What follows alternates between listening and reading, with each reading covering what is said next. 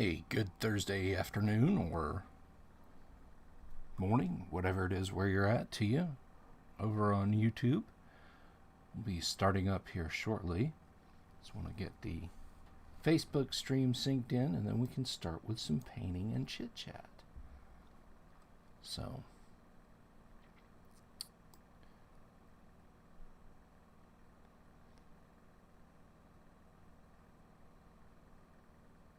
it says I have 2 concurrent viewers and no concurrent viewers on YouTube. Now it says I have 1.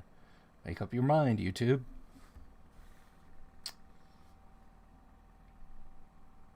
I'll get going here in just a minute.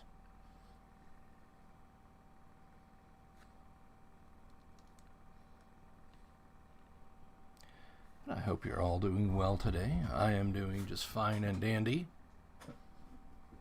Just glad to be here, you know? Sorry, the camera's shaking a little bit there. This is to get my chair adjusted. All the better to lean in and paint with. I changed things up quite a bit from what they were before as far as having Dwarven Forge under this. I was just like, you know, I'm not going to play again until next Monday. And I want a different setup anyway. So why have it all out on the table, making it difficult for me to paint when I am live streaming every day? Hello, Simuli. Good to see you. Had a fun live stream with Ishii last night. We just kind of BS'd about role-playing games and the scene in general. That's what I love about his stuff, is I can go on and just be mellow and not worry about audio video issues and that sort of thing. But we did have a great session prior to that. We played some Conflict. Kyle Schuant and I did. We're getting from the exemplar bar fight and street fight phase to the operational phase of the campaign, and I'm enjoying the heck out of that. So yeah, we had a lot of fun, and I think, knock on wood, there's wood under there somewhere, I think we've overcome our issues vis-a-vis sound. I got these great new AKG Studio cans that I was using last night. I could hear myself with annoying clarity. I do not like the sound of my own voice, but I could hear myself. And they were shutting out all other sound. And as they do not have a built-in microphone, OBS was not fighting over input source for audio, which I think meant Kyle was clear as a bell. So, yay! So going forward, that's what we'll have for audio, and everything's all wonderful now. I'm gonna lean over and grab my mag eyes real quick. Pardon me.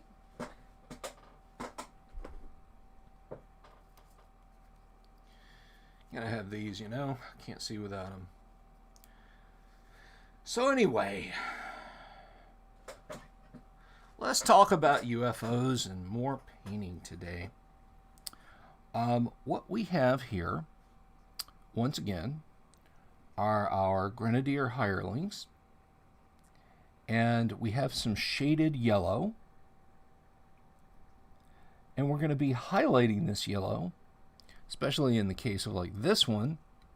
Got a little overzealous, I think, with his, you can see that there, with the shading on his sleeve. So we'll be doing some highlighting to remedy that. And then we're going to be getting into some brown shades for other articles that these guys are wearing. You know, I've done my best to give them a splash of color all, but at the end of the day, they are going to be wearing a lot of browns and tans. So, you know, to represent leather items or what have you.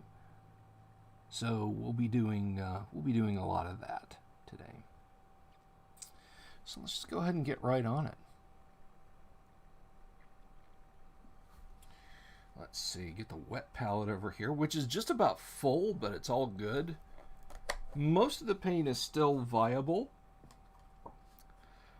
Here to my right, I've got, I'll show these real quick, or one of these real quick, and I think I've shown these before on camera.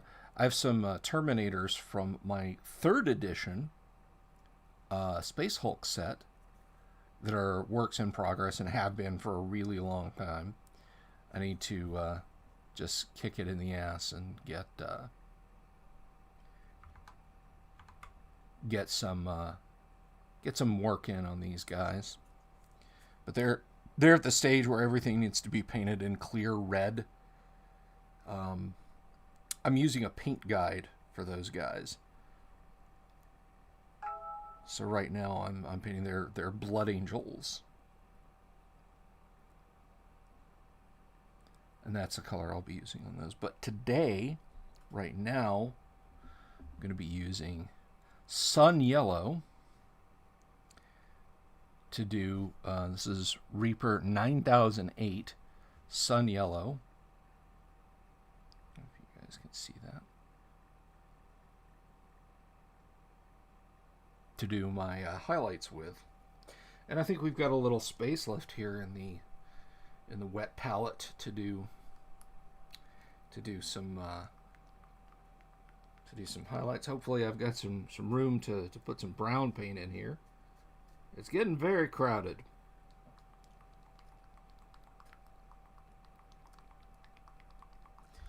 So anyway, how are you guys? What's up with you guys? How the heck is everyone? Oh yeah, pretty sun yellow. Just getting a little drop of water on that. Not too much. Don't want to thin it out so it runs everywhere, because we're doing highlights like up high, and you don't want that to run down in and kill your shading. So I'm going to stir this up, and I'll show this to you after I get this mixed.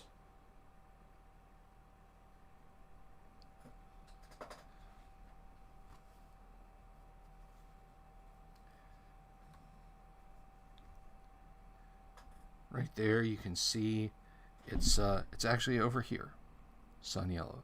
This is some yellow I was using earlier for some fire glow on the Demon Idol figures, but I'll be able to come back and use that because it's still nice and juicy days later. It's already mixed. Have a moment. Let me shut off the chat behind me. Not y'all's chat, no.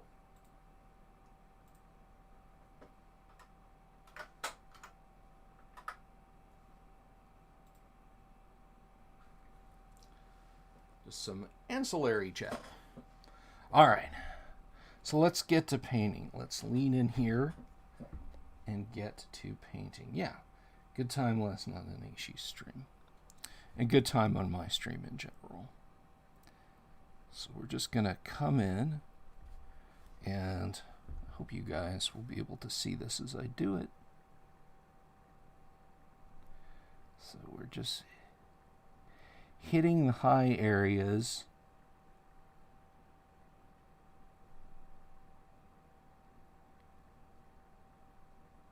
of this guy's beret, where light would be normally kind of hitting it.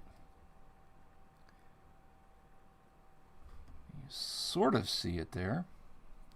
See if it shows up a little bit better on the cross camera. Yeah. It's going to be getting a good dusting of dry brush when we go to the next higher level of yellow.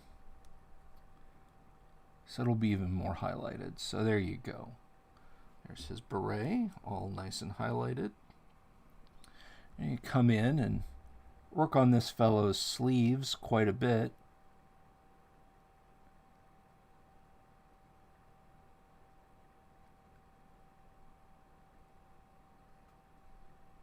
Yeah, miniatures from the 1970s with colors from the 1970s, yellow and brown.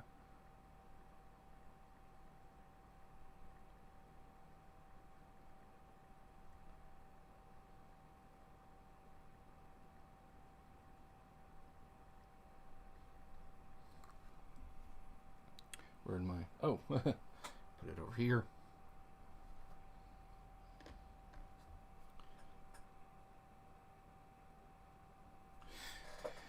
Someone, I can't remember if it was Cerulean or if it was Paul, but someone said, yeah, I like your paint streams. It's like Bob Ross. And I took that as a very great compliment. Bob Ross was a neat guy.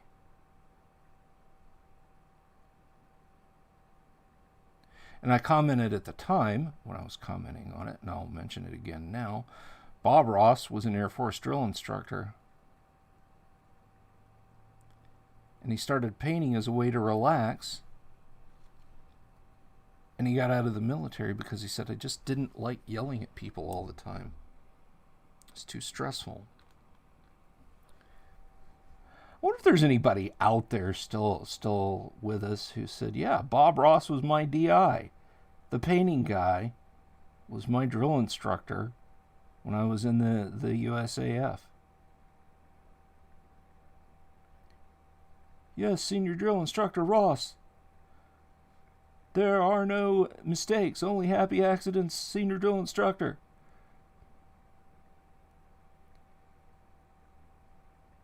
I've never been able to determine...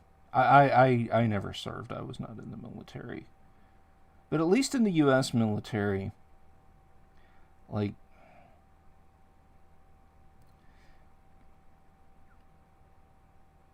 some DIs demand to be called sir.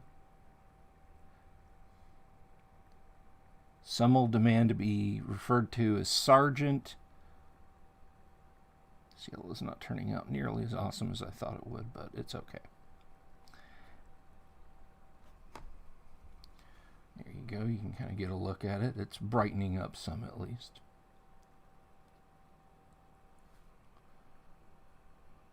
But then there's some who are vehement about not being called sir. I work for a living, because they're not officers. But again, having never served, I don't know the full story. I think when they have that much control of your lives, and they do, it essentially doesn't matter. They can make you call them sir. They can make you call them Fido if they want.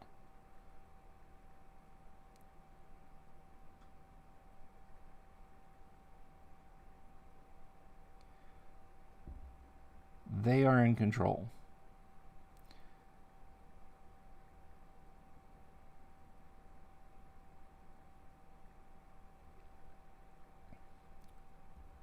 One thing I do know about basic training, because I have had relatives who served, is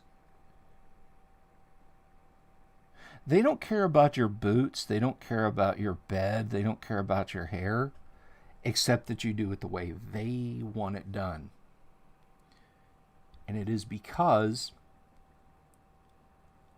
the point of make your bed the way I say, wear your clothes the way I say, etc., is twofold. One, it is to teach the uniformity of being in the military and following orders, but also it is part of process learning, although I'm sure they don't call it that. And that is the idea of focusing on one task that's right in front of you when you're told to. Don't worry about next week or later today or in 2 hours or in 20 minutes or in 15 minutes or what am I going to eat at chow. You do as you're told right then, and you do it without thinking about it, and you make actions automatic. Now, whether you think that's good or bad, I will leave up to the individual participant out there, but that is the way they roll. It is to teach you discipline. and to impress upon you the importance of uniform behavior. The reason I never went in the military were manifold. One, too tall for armor. 6'4". They would have had to have amputated me at the waist to fit me into a tank. At that time in history, there was no such thing as eye corrective surgery unless it was some radical procedure to save your vision. Nowadays, they accept pilots who've had LASIK and can pass certain visual tests. But the bigger reasons were, I don't like being yelled at. I lock up. I don't snap to attention. I don't act when people start yelling at me. I freak out. I freeze. Which is not good. And two, I have a personal philosophy that I formed in my adolescence.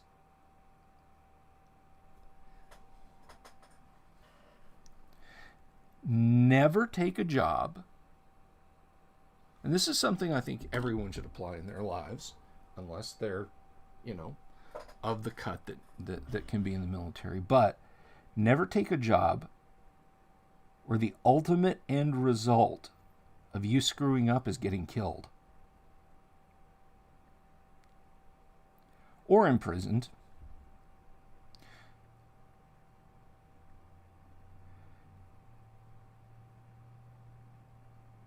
I was in retail for a long time, and I was in information services. In retail, we had to handle a lot of money to do bank deposits and so forth. As a small store, we had to take cash to the bank periodically and deposit it. Get ones for bundles of 20s and that sort of thing. If I had somehow screwed that up on a given day, I'd been fired. I had to go find another retail job somewhere else. Or work in a gas station or just whatever, right?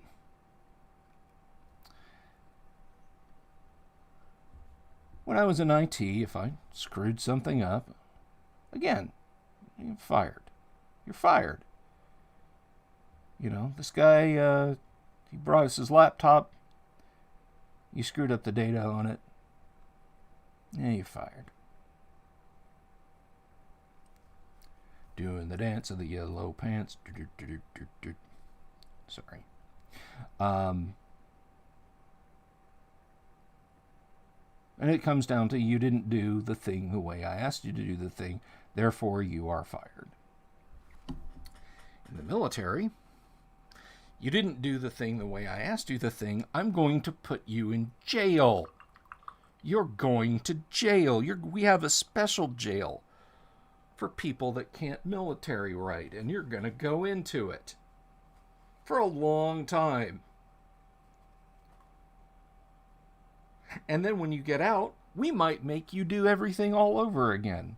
We might keep you in and not let you go, just to prove to us that you learned your lesson. I can't get with that, man. I can't get with that. So don't take jobs, or if they come back and they're like, you really screwed up. You really, really screwed up. We told you to drop the bomb or shoot the gun over there, and you shot it over there. And the people who were over there when you shot it over there are all dead. So guess what? We're going to kill you for that. We have decided you have screwed up so bad, you don't get to be alive anymore. And I'm just like, I just wanted to make like $10,000, $20,000 more a year than I could if I got a job at Target. Yeah, well, we're going to kill you for screwing up.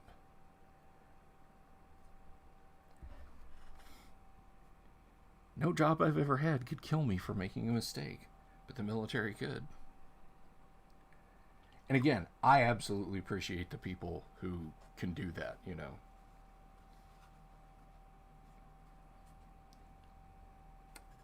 But that just wasn't me. Let's see. Any commentos? Nope. But I do have some viewers. And I think I said hello to Simile. Oh, one thing that I worked on in the interim was, and I just saw a big missed spot, so I'm not going to use that one. Use this one. Is these braziers. These are for the demon idol. The ones that flank him, if you have your player's handbook handy and you want to look at that illustration, the braziers that flank the demon idol, that's these bad boys right here. And I have this lovely, lovely, lovely shade. Let me find it here. This is a Vallejo game color. This is Tinny Tin. It is a dark tin color, and it's almost a near perfect match for the color on the cover of the player's handbook. So this, it just says it's 60, but I know they changed their numbering system. So if you're interested in this color, I will look it up if someone pops in. Similarly says, worst thing I ever worked at was telemarketing. I lasted 3 days. Yeah, the worst job I ever had was, it was supposed to have been an IT job. It was pitched to me as an IT job. And it was awful in every way because it was an IT job. It was an IT job, but it was an IT job for a local Remax, the Florida Remax company, which if you don't live in the States or you don't know what Remax is, they're a real estate company, but they are what is known as a boiler room.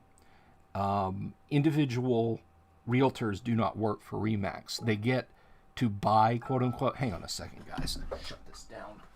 Didn't realize I still had that up.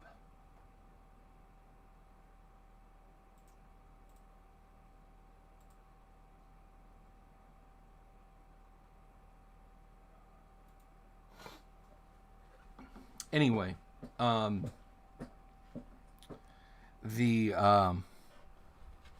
go in and you rent a desk and you get to say you're with Remax and so on, but there's no centralized company. But so Remax decided they wanted this brand new fancy website for its realtors to use. And so I joined a dev group that was supposed to be helping develop this and get it set up. An individual, I won't call him a gentleman, and I will barely call him a man, in charge of Remax of Florida by the name of Don Hackenberger. You can look that up if you like. He was in charge of Remax of Florida, and he was just as bad as you might imagine a character from Glengarry Glen Ross, which is a drama movie about shady real estate agents.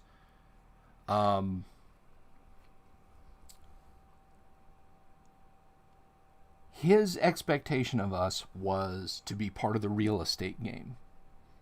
Not to sell properties, but to essentially be there solely with real estate in mind. And I remember he wanted to meet the team the first time we met him. He took us all to a luncheon at his country club.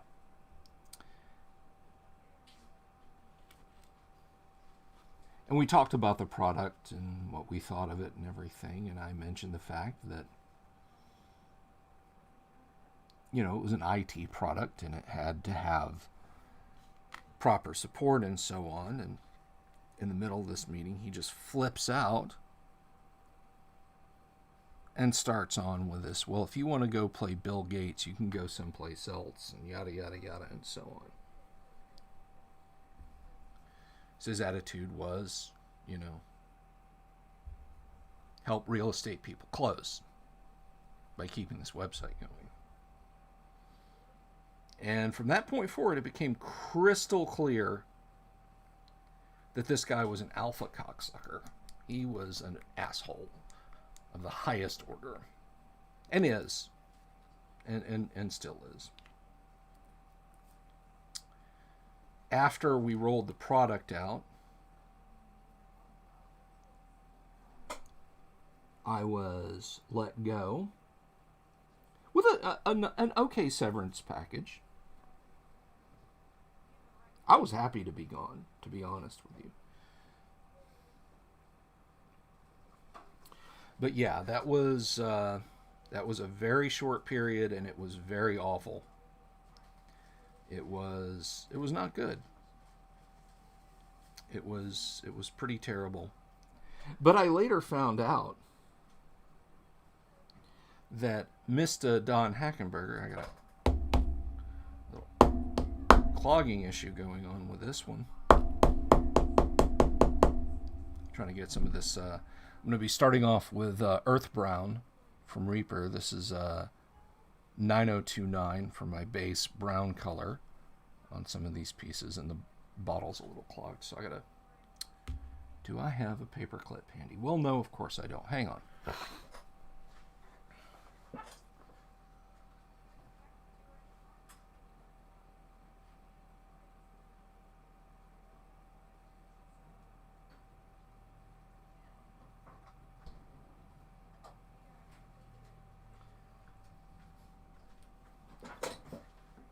Anyway, where was I? Oh, yes. Hackenberger got his because he was in business with his wife. And she decided she had had enough of his shit. Or he found out she was banging our direct boss. See, here's the thing. The company I worked for here in the Orlando area of Florida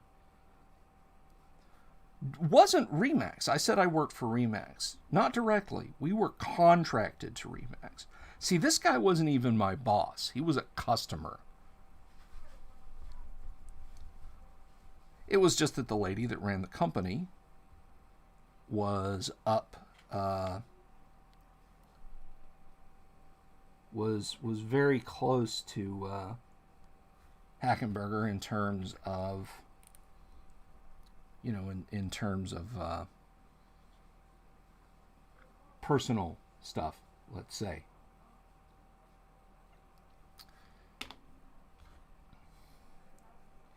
And as a result,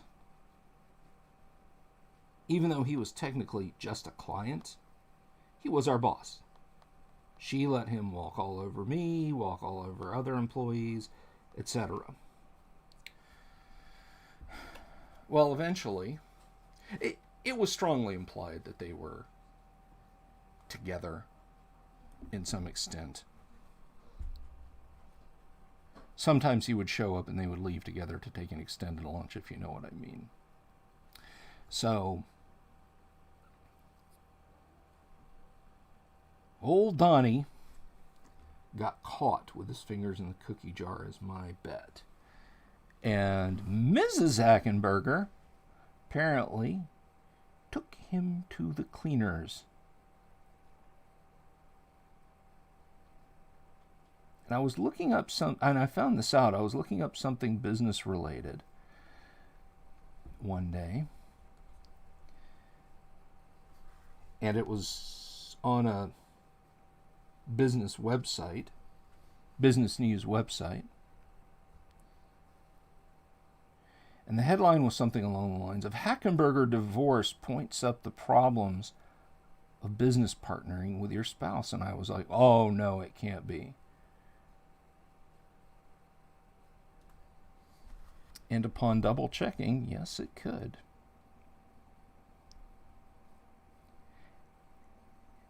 And he got raked over the coals. She took him for a ride. And all I can say is it couldn't happen to a nicer human being. So I had a good afternoon's worth of shameful joy. I've had my ups and downs, my ins and outs. I'm not going to sit here and lie and say that everything in my life is perfect and I'm wonderful, because it's not true. But seeing that just brought a smile to my face. In the words of Johnny Cash, sooner or later, God's going to cut you down. So that was the worst job I ever had, was working for Remax. The second worst job I ever had was working for Best Buy. That just sucked, because it was a shitty retail job staffed by shitty, bitter people. Hello, Cam. How are you? I was just regaling everyone with being on the sidelines of a karmic tornado that swept up someone who had apparently made it their life's mission to make people miserable in the workplace.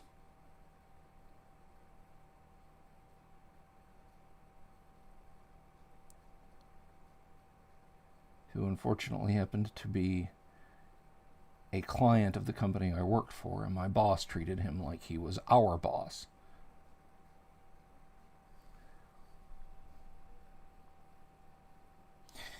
And I'm just painting, I'm just doing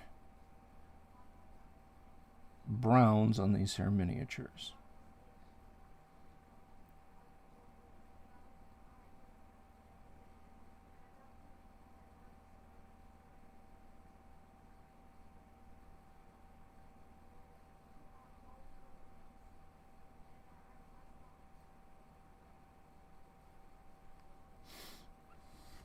You been busy?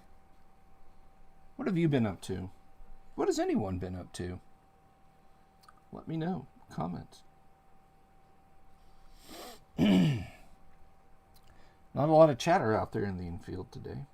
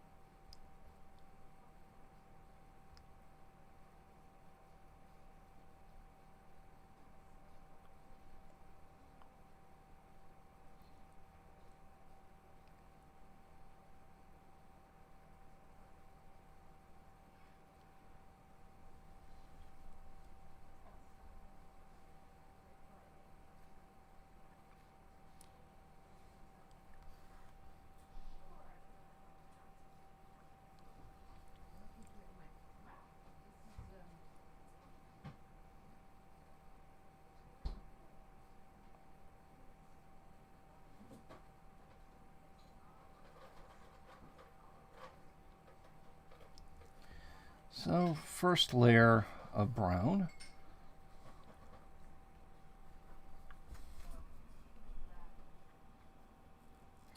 And I'm going to be using a lot more earth tones. If I go too motley on these guys, it's going to look weird. And I don't want that. He's got a nice leather backpack, but I'm gonna hold off on leather for this guy for a while. Bring some of these other dudes over here, because I actually have other minis. But yeah, if I go too colorful on them, it'll look weird, and you'd be like, are you sure these guys are supposed to be in a dungeon? Maybe they're supposed to be in a Ren Fair, Bill?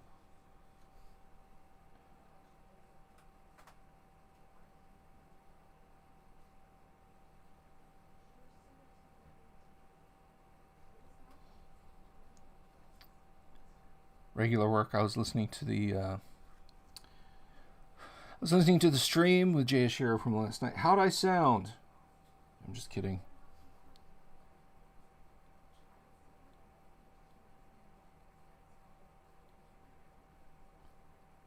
Paul said, planning for this year's Gen Con, watching people freak out about vaccinations and public gatherings is going to be an interesting one. Most of the big name companies have bailed. Yeah, I saw that. My dudes over at Frog God aren't even going to NTRPG, which is a shame.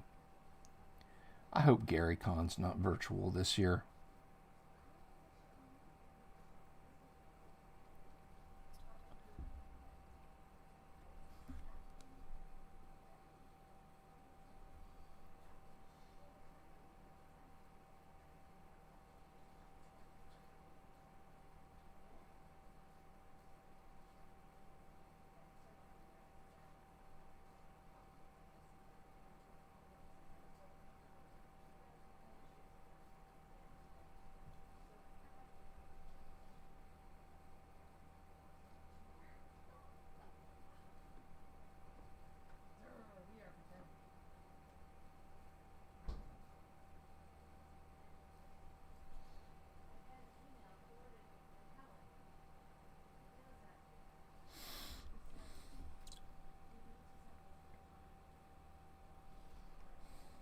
Gen Con is one of those things that, like, for years I'd intended to do, but I've never gotten around to it. But I don't know, man. I remember, and I know times have changed, and I know I'm talking about 21 years ago. But some of the biggest booths at Gen Con, and if this has changed, if you've been to Gen Con since the early 2000s and you haven't seen this, please, by all means, say, no, Bill, that's not the case anymore, at least. But some of the biggest booths at Gen Con in the early 2000s were like Sony for what do you call it?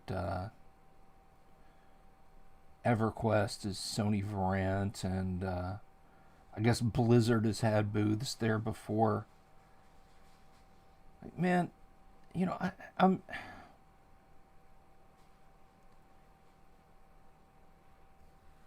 Do you even know? Could you even walk up to one of those people and ask them if they know the least little thing about fucking Gen Con and what it is and where it began? Why it's called Gen Con? They probably think that the Gen has something to do with graphics generation or something. I bet you there's not a single man jack of those talking heads who knows that it started in Gary's basement and then moved out to the VFW up the street from his house when it got quote unquote too big. It's starting to split. I need to.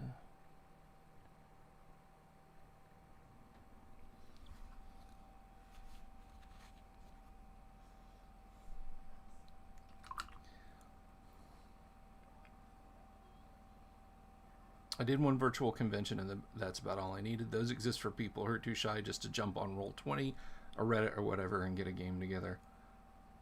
I did virtual Gary Con. That's because I wanted to try it.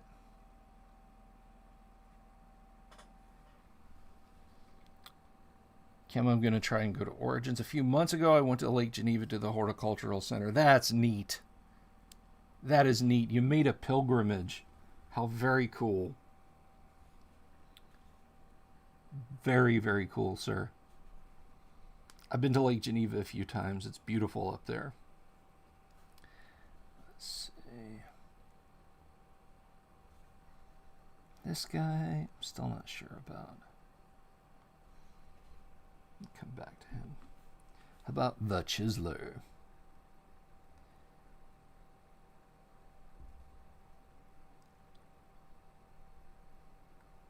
Oh, you know what? I'm going to do his bag. I'm going to do his bag. He's got spikes in. This brown.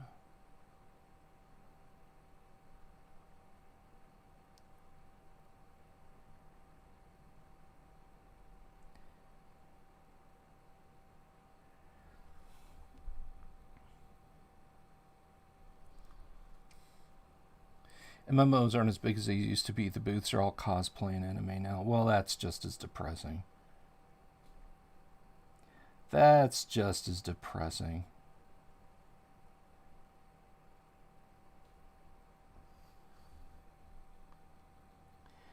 For a number of years, we were going over to Comic-Con Tampa, and that was fun. We stayed 1 year. We stayed in town, but the other times we day tripped. It's a 75-mile drive one way, and the weekend that we day tripped, because my daughter wanted to cosplay 3 days as 3 separate characters, and I did it for her. I hauled our asses over to Tampa 3 days in a row, Friday, Saturday, and Sunday.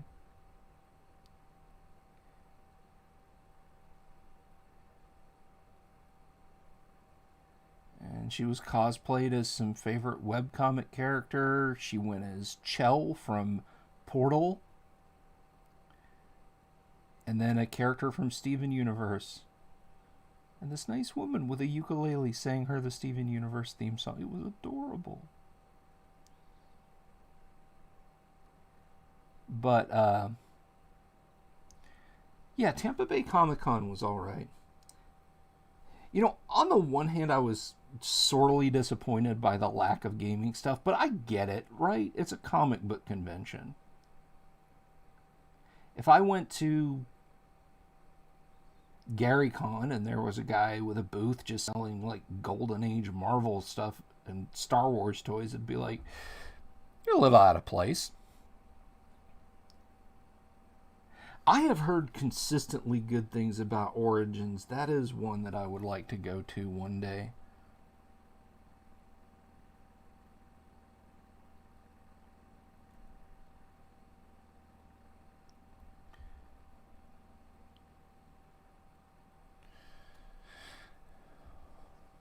So there you go. There's, you see the brown on his bag that his iron spikes are in. Oops.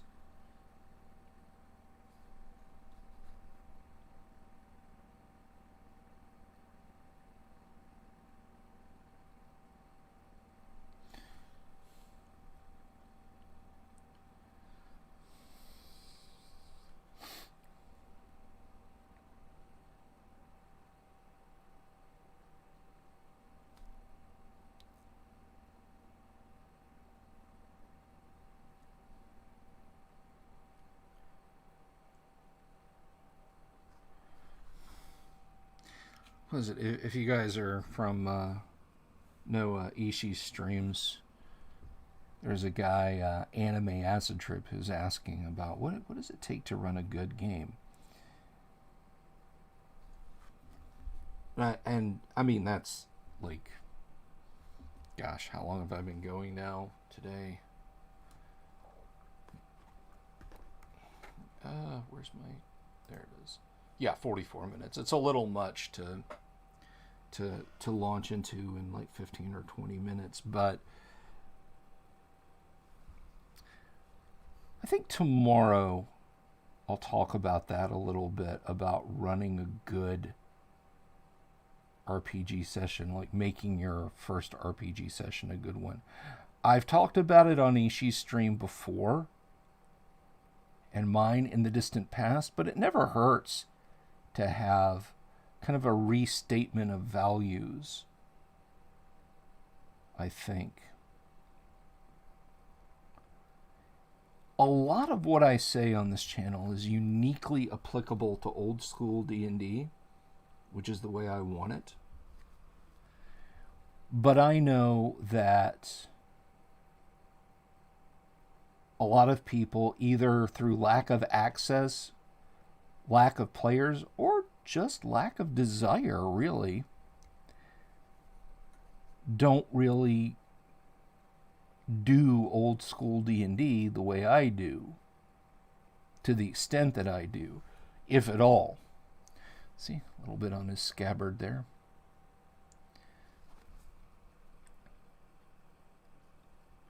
sure if you can.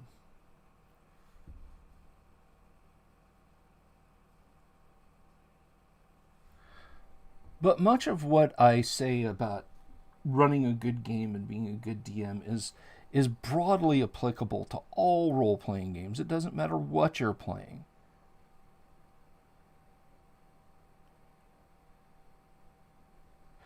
And by role-playing games, let's be very clear, I mean role-playing games, not story games written by bitter non-gamers. I don't know and couldn't care less what those people do in or with their games.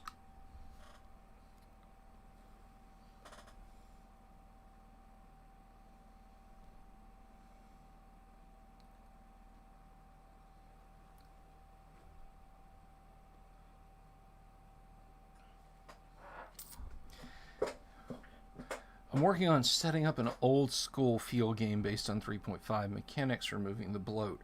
Let me ask you something.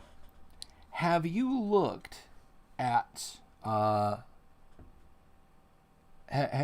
you looked at Castles and Crusades? It might scratch that itch, and if nothing else, it might actually serve for some inspiration.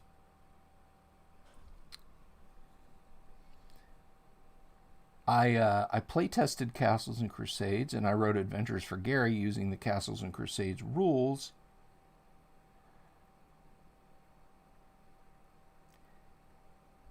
And it is a very lightweight D20-ish system. Oh, thank you, Simuli. Yeah, letting our hair down there was a lot of fun.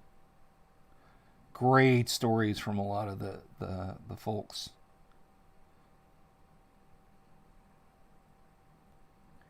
Especially the one young lady, and I can't remember her name now. She's talking about making her own chainmail out of fences, and the weird scene with the nude painting of her erstwhile hostess.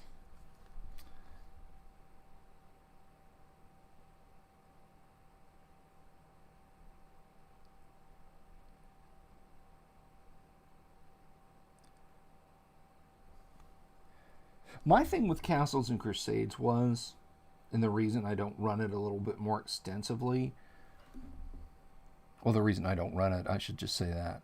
The reason I don't run it is, for me, it's giving an answer to a question I already have figured out, and that is, what's my favorite fantasy game? And I know that there are a lot of people out there who, for whatever reason, only ever want to play new stuff. It's like, what's new? No, I want to play something new and innovative. And if you want to play a classic D&D game, but you have a group that doesn't want to play classic D&D, something like Castles and Crusades is often a good compromise. I'm just getting this guy's boots started here. You can see that. See it over here, kind of. DCC is good for old school, but with streamlined modern mechanics.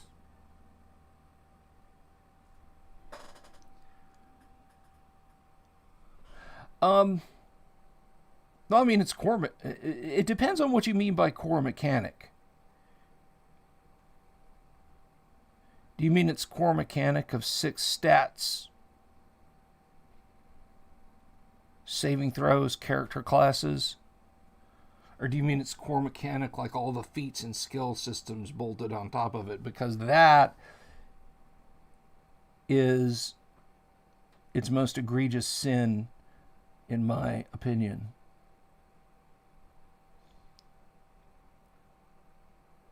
That, to me, feats and skills are the biggest failing of the D20 system as an alleged replacement for Advanced Dungeons and Dragons. Because, as I said, 3.5 really is just the game Ars Magica mated to the stat generation and class system of of Advanced Dungeons and Dragons.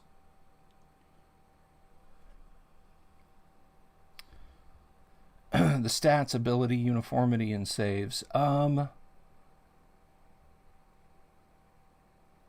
that's interesting.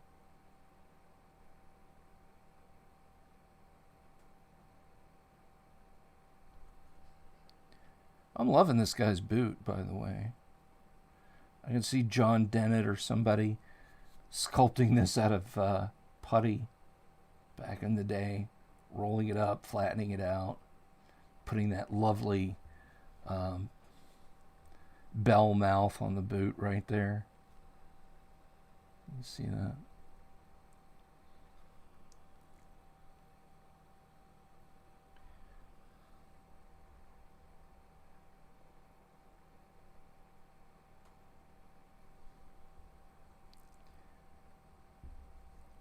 I'm going to finish up this boot, and then we're this other boot rather. I'm going to get started, and we're just going to kind of chill for a little bit.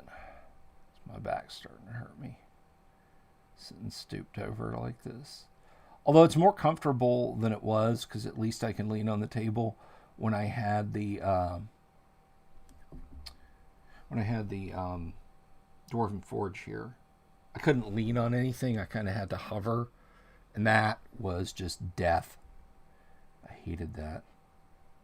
My back was hurting for hours after that stream.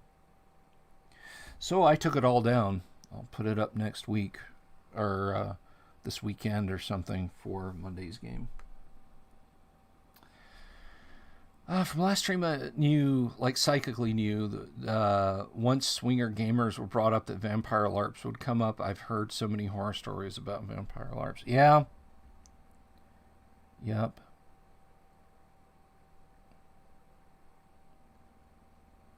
You know,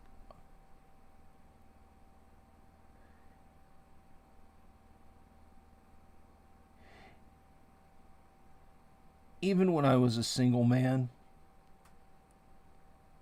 I never wanted to get with the people who were playing Vampire the Masquerade.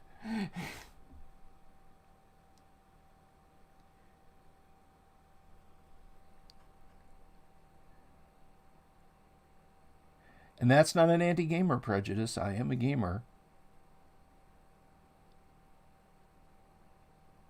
That's an anti-skeeve prejudice.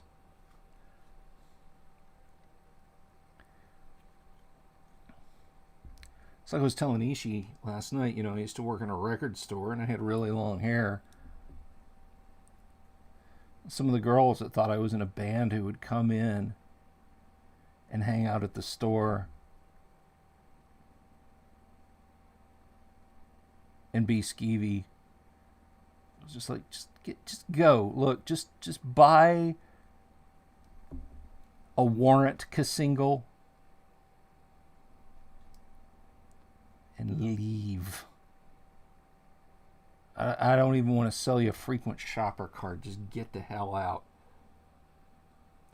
Schizo skeevy bronze.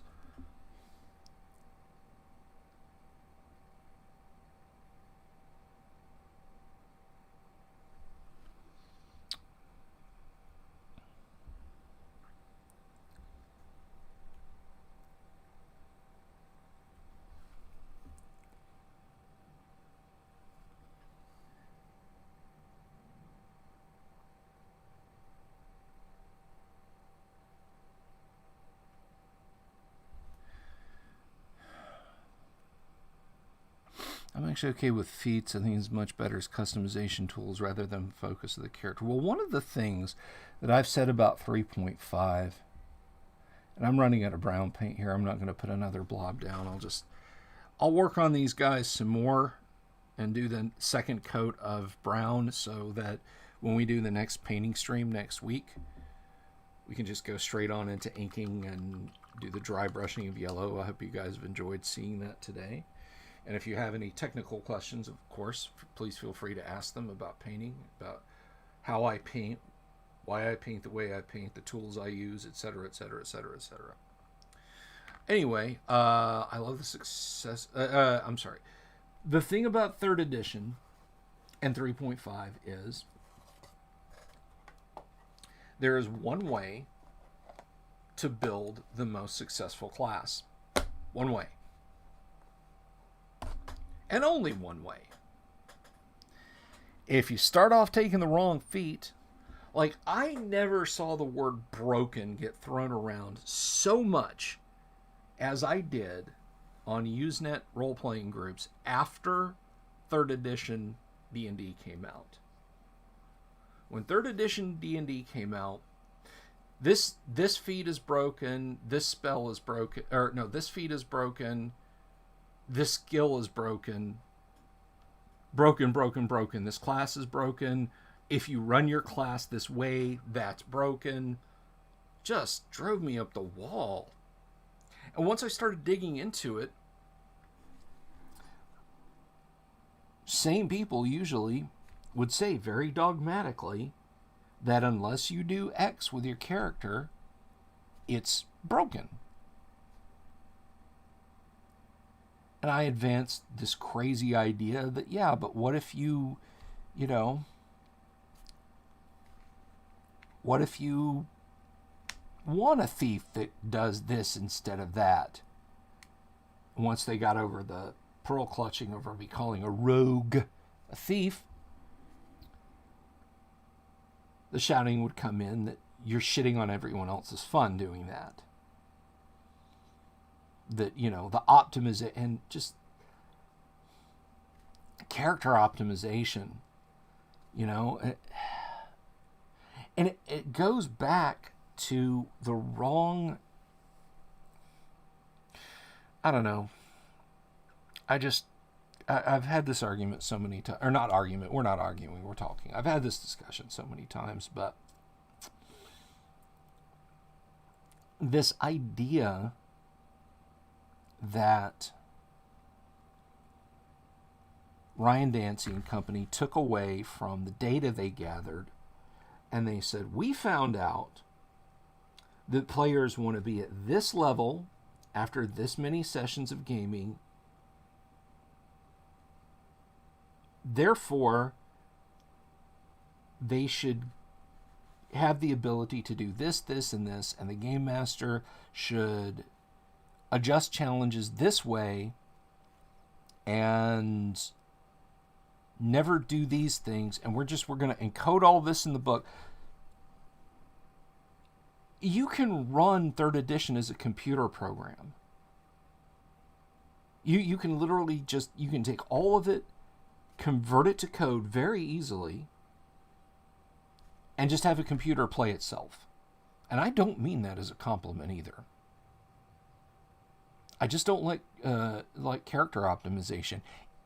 Not only as a DM, but as a player. I don't think character optimization, I don't think rules balance are necessarily good things. I think there are altars upon which good ideas are ritually sacrificed in the name of everything being perfect. I mean,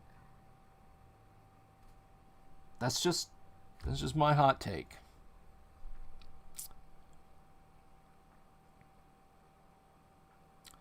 I'm okay with feats. I love the mostly successful distinction between core classes in PHP. Yeah, but I mean, you can be a paladin who picks up a couple of levels of thief, who picks up a couple of levels of magic user. That to me is not a the distinctions are not nearly sharp enough when you can do that. I'm going with a DM ruled mode of play, stripping it down to 1E level, and the rest is going to be up to the creativity of the player. Good luck. I mean, I hope you have tons of success with it, and that you and your players love it and enjoy the heck out of it. 3.5 is definitely a mechanics-driven game, an optimizer game. It is. It really is. And I mean, should it come as any surprise as being created by the creators of Magic the Gathering, where there's no such thing as a fun deck because you don't really have fun? The fun, quote unquote, is just winning all the time. So optimizing everything, optimal is the key to playing the game. So that they took that going forward and shoved that into D&D, that's no huge surprise. But hey, it happened 21 years ago. Certainly not going to change it. You know what you might consider, Cam, is sticking in AD&D multi-classing. Just go through the player's handbook in AD&D and say you can start as a fighter magic user, but there isn't going to be any, oh, I'm a fighter for this long, I'm going to pick up a couple levels of magic user and then go back to being a fighter. Just don't do it. And leave multi-classing to demi-humans. Well, report back, please, because I'm interested in hearing how your results are. There's very few games I just dismiss out of hand and say I don't want to have anything to do with that. I do very much want to hear how your experiences go with your game hybridization.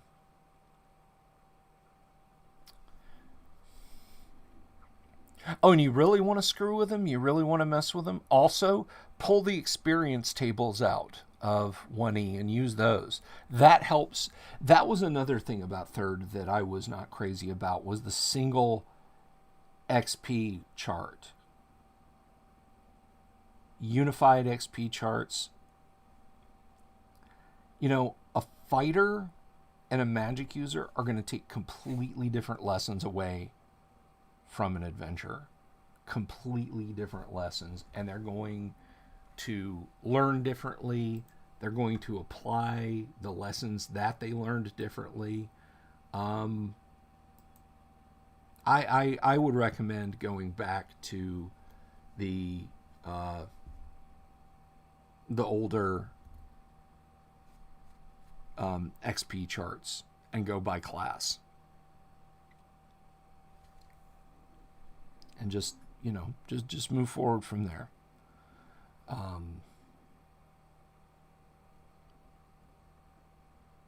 Don't worry about balancing it. If you have 5 characters, 4 of them need 1,000 XP to advance, one of them needs 1,001 XP to advance, and you hand out 5,000 XP, well, one character doesn't advance until he picks up that last bit of XP. That's just how it goes.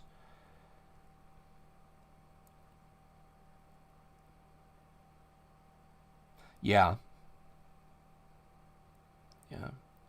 Shift the rogue back to thief.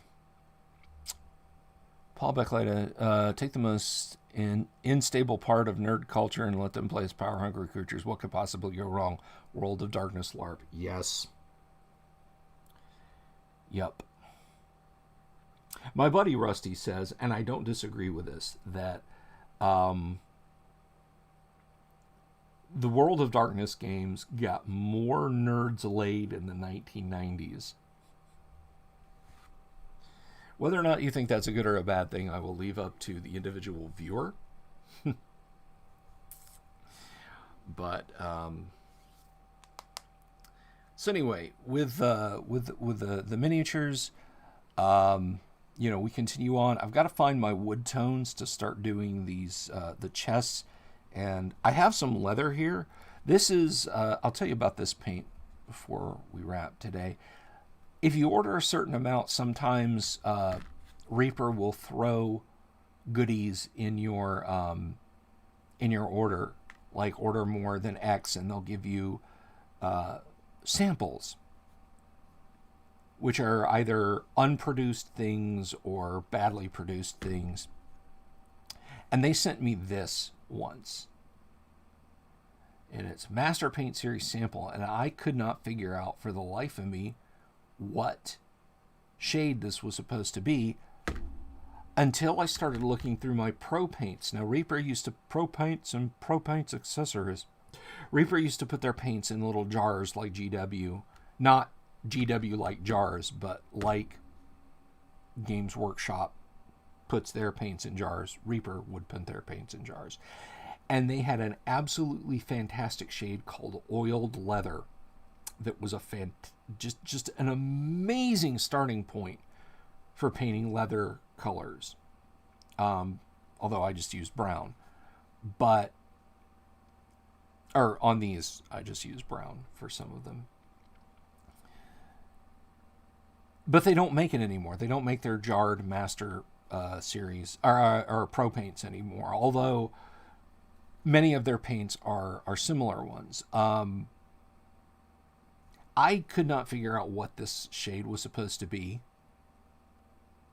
until I was trying to revivify some of my pro paints, and I realized that they had accidentally recreated in this one-off mistake batch paint, they had recreated oiled leather, and I was so happy. So this is what I use for certain shades of leather, and I like it a lot, and I'm going to be doing it on a lot of backpacks and boots and belts and other leather accoutrements here amongst the Grenadier hirelings. So I was very happy to get my hands on that.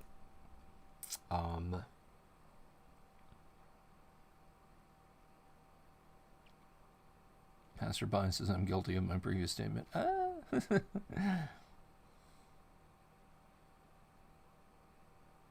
Yeah, Paul, you're absolutely right. It's like, look, do whatever you want. And I was telling Ishi last night about, going to a game and somebody breaking out, like, in the Dennis Mize slave auction set, lovingly painted, like 28 women detailed in 25 millimeter in various states of humiliation and degradation, that I would just be like, yeah, you know what? I got a thing. I got to go. I'll see y'all later. And his response was, so fucking what? Let people do it. I'm not opposed to people doing it. Not by any stretch of the imagination. Would I stand up and say, you shouldn't do that? That would be very hypocritical of me. I just don't want to see it or be part of it, And it's like when I